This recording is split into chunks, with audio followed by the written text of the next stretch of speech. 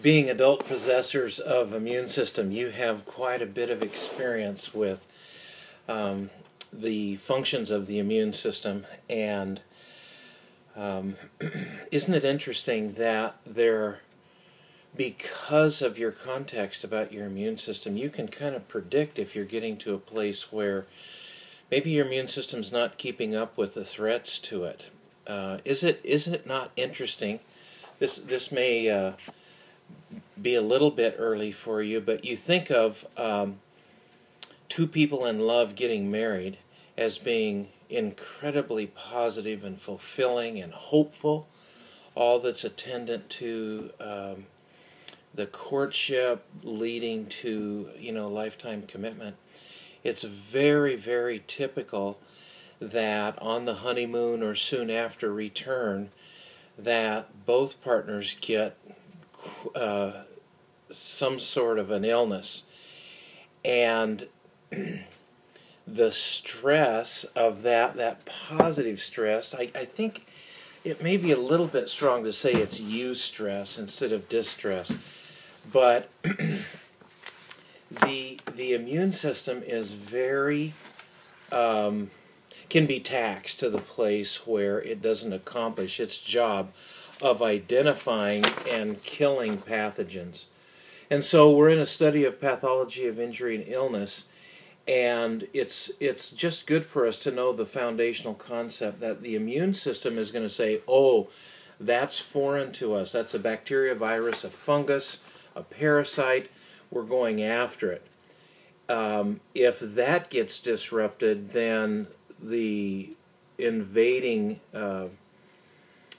protein or antigen will overwhelm the system, perhaps. And on the other hand, when our immune system is just way primed, gets identified right away and battled. So in a class like ours, we need to be aware of the three different kinds of inefficiency or disease that comes from an immune system that's not working.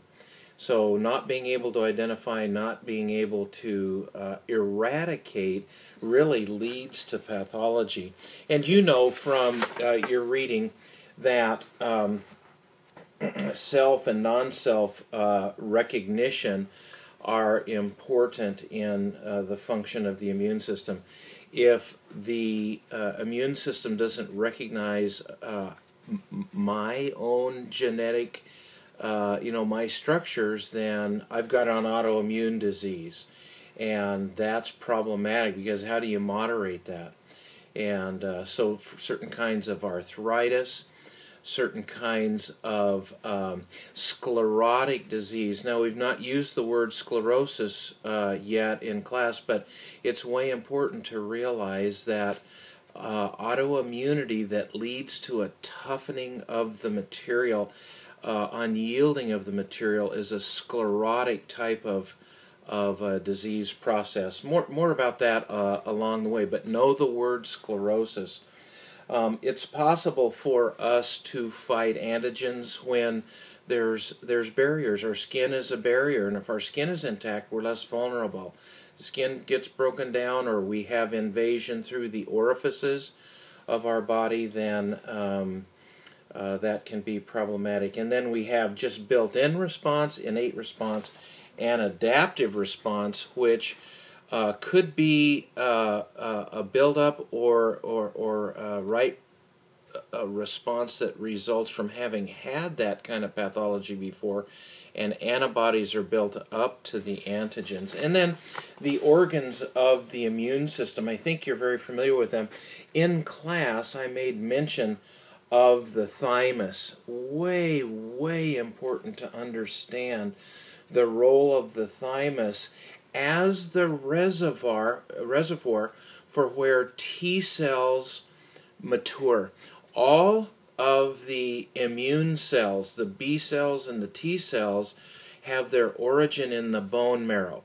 The B cells stay in the bone marrow and develop to maturity.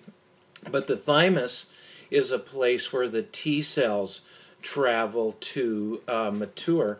And as we indicated, the influence of aging on the thymus is that it involutes or it atrophies, and it's less, what would we say, less viable in the older person after age 65.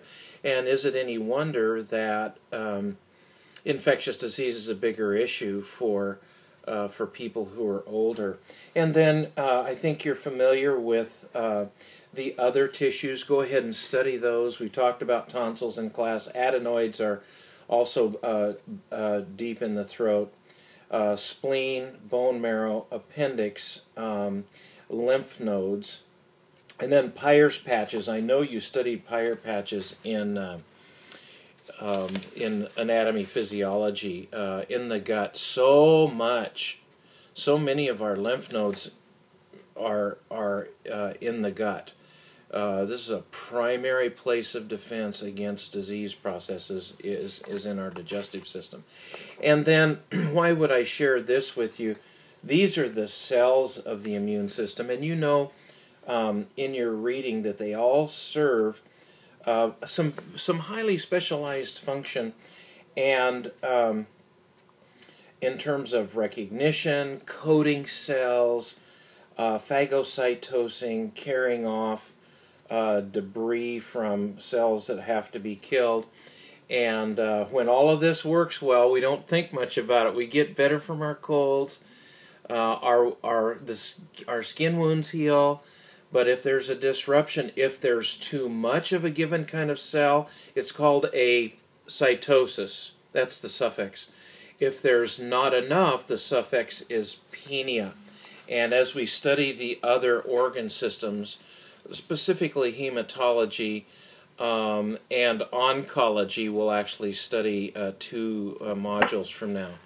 And then I want you just to spend some time, just glance at this. I'm not going to read it to you, but the 2 different components of the immune system, innate and adaptive or acquired. I want to ask you a real practical question.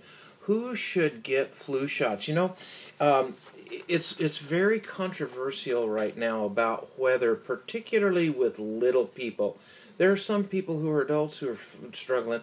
Why in the world would I get inoculations? Because there's some fear that because there are acquired diseases associated with inoculation. You get a flu shot and then you get the flu, and when you feel crummy you go, why in the world would I get a flu shot if it makes me sick? And so you've got to have some opinions about that, even for your own family or for yourself, for grandma, for the kids that may come from your own children. What is the plan about immunization? Certainly, the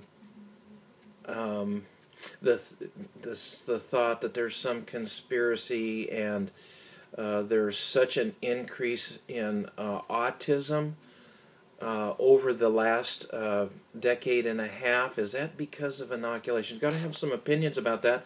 Let's base it in evidence. So this is an area of study. We know that one of the reasons our country does not or has eradicated some diseases is because of inoculation. We don't have smallpox here unless it's brought in from abroad. Polio was pretty much eradicated in our country. Smallpox, yellow fever, those things don't exist here because of this process of acquired immunity. So just don't go into the sensational. Don't go into the feeling side of this. Don't be fearful. Let's be students of the evidence and move from there. As I indicated to you, the T cells and B cells develop in different parts of the body. The B cells are develop in the watery, aqueous, it's called the humors, which are the water reserves in our body. They mature or operate, I should say, are operative in the humor. In the cell response is where the T cells, they'll actually move into a cell and fight the antigens. The antigen is the foreign matter.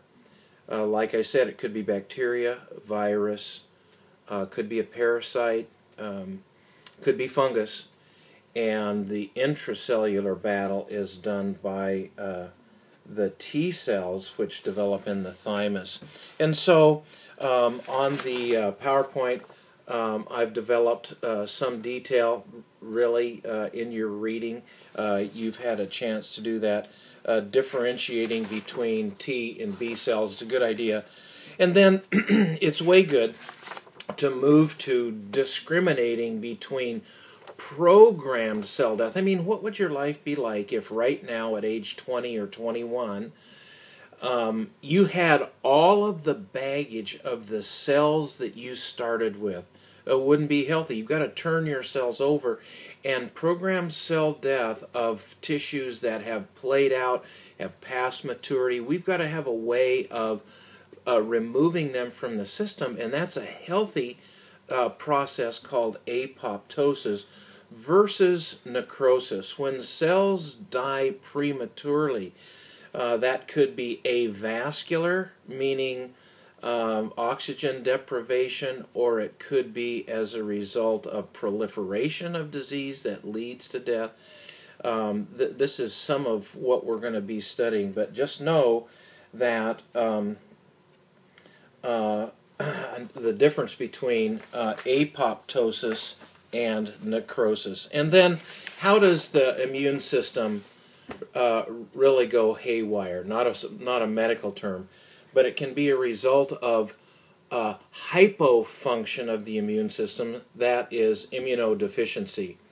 The stress index gets way high, not enough sleep, not proper nutrition, and your immune system gets compromised and it can't fight off. Or this can be acquired.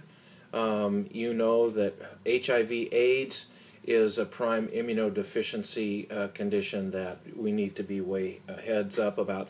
And then there are certain things that are allergens to us, and we react with hypersensitivity with erythema, which is redness, or pruritus, which is itchiness, or swelling. That can indicate don't go near that, don't touch that, don't eat that. That's gonna be a problem. And then we've touched on autoimmunity before, in that when our own immune system does not recognize our own tissues and attacks. So we've touched on those things.